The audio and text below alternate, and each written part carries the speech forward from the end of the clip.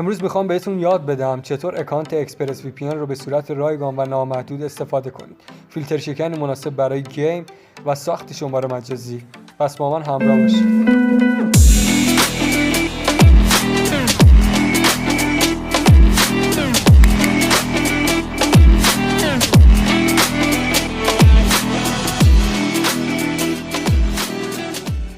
برای ساخت اکانت اکسپرس وی پی ان به 4 برنامه احتیاج داریم. برنامه اکسپرس وی پی ان، ویندسکرایب، آیسلند و تیممیل.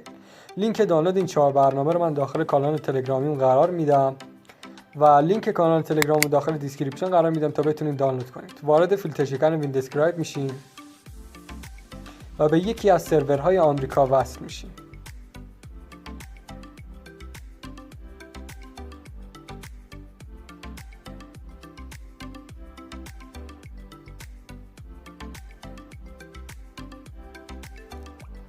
وارد برنامه آیسلند میشیم و از پایین روی اکسپت کلیک میکنیم و روی موافقم کلیک میکنیم تا شبیه سازمون نصب و اجرا بشه.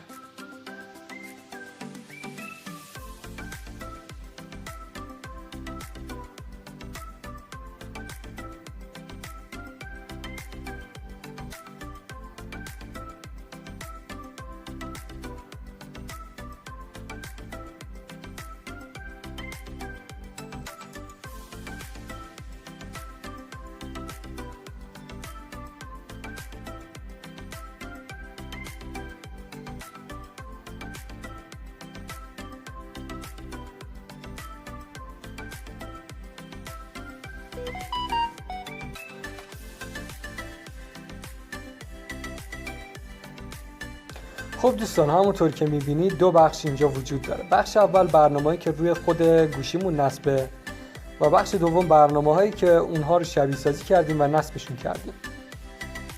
خب اولین کاری که میکنیم وارد اطلاعات برنامه میشیم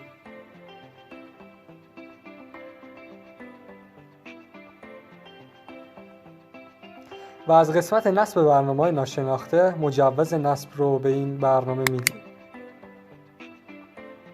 برمیگردیم به برنامه و برنامه هایی که احتیاج داریم رو یک نسخه شبیه سازی شده ازش درست میکنیم. روی اکسپرس وی پی ان کلیک میکنیم و از قسمتی که با این اضافه میشه روی به اضافه کلیک میکنیم و منتظر میمونیم تا پنجره‌ای برای نصب برای ما باز بشه.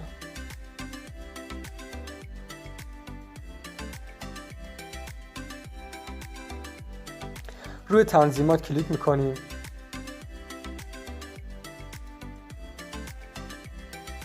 اجازه نصب رو به برنامه میدیم، روی نصب میزنیم و اجازه میدیم برنامه نصب شه. دوباره وارد برنامه آیسلند میشیم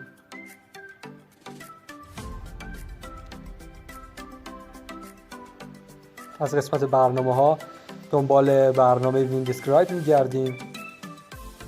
همونطور که میبینید اکسپرس وی پی ان که شبیه سازی کردیم به این قسمت اضافه شد و از قسمت برنامه‌های گوشیمون دنبال ویندسکرایب میگردیم و از اون هم یک نسخه شبیه ساز درست میکنیم. نصب میکنیم. برنامه تیممیل هم رو هم پیدا میکنیم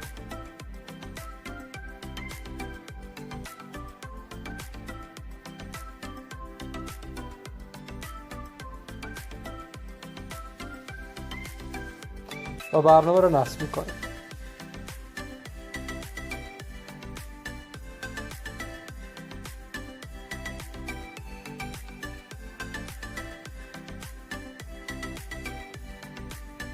خب همونطور که میبینید در این قسمت برنامه ما نصب و اضافه شده. از برنامه خارج میشیم و همونطور که در این قسمت میبینید 2 بخش در اینجا وجود داره. بخش شخصی که برنامه‌هایی که از قبل روی گوشیمون نصب بود هستش و بخش کار که نسخه شبیه سازی شده از فضای دوم گوشیمون هست دوستان. خب در قسمت کار روی برنامه ویندسکرایب کلیک میکنیم، به یکی از سرورهای آمریکا دوباره وصل میشیم.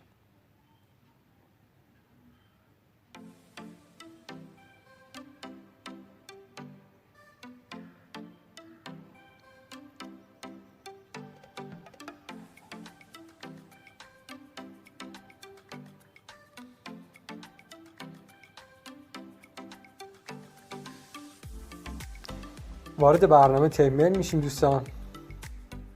نسخه مود شده این برنامه رو من داخل کانال تلگرام میذارم که به صورت بی‌نهایت و رایگان میتونید ایمیل دریافت کنید.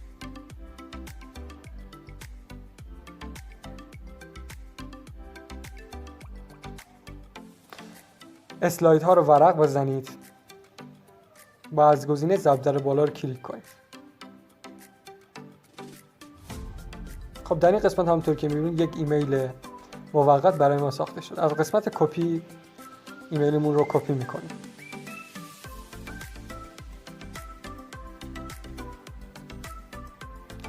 وارد اکسپرس وی پی ان در فضای مجازیمون میشیم و گزینه سبز رنگ اول رو انتخاب می‌کنیم.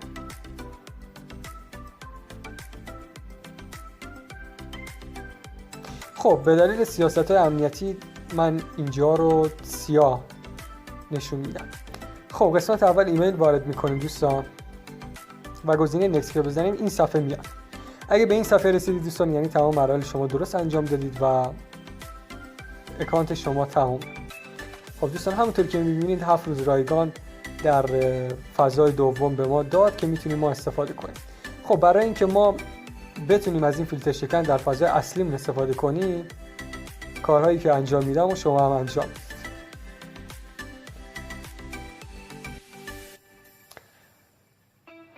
وارد تیمیل شده، همون ایمیل رو دوباره کپی میکنیم، به فضای شخصی گوشیمون میریم و وارد اکسپرس وی پی ان میشیم. این دفعه از قسمت دوم رو کلیک میکنیم. دفعه اول قسمت اول بود ولی این دفعه در فضای اصلی قسمت دوم کلیک میکنیم و در اینجا قسمت فراموشی رمز رو میزنیم. وقتی فراموشی رمز رو بزنیم وارد همچین سایتی میشیم و منتظر میمونیم لود بشه.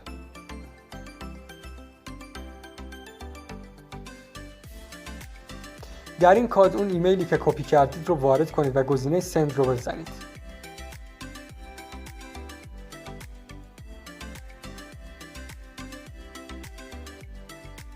خب اینجا داره به ما میگه که یه ایمیل به ایمیلتون ما ارسال کردیم. وارد برنامه تیمیل شده و از قسمت اینباکس که در اون پایین در کادر مشکی قرار داده روی ایمیل هایی که واسه ما اومده کلیک میکنیم و ست پسورد رو میزنیم.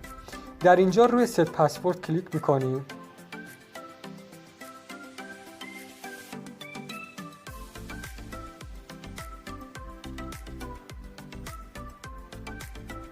خب دوستان همونطور که میبینید این رمز اکانتمون هست. رمز رو کپی میکنیم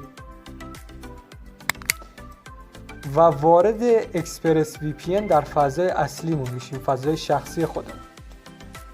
از گزینه دوم روی سین این کلیک میکنیم و در کادر اول ایمیل و در کادر دوم پسوردی که کپی کردیم رو وارد میکنیم و گزینه ورودمون رو میزنیم.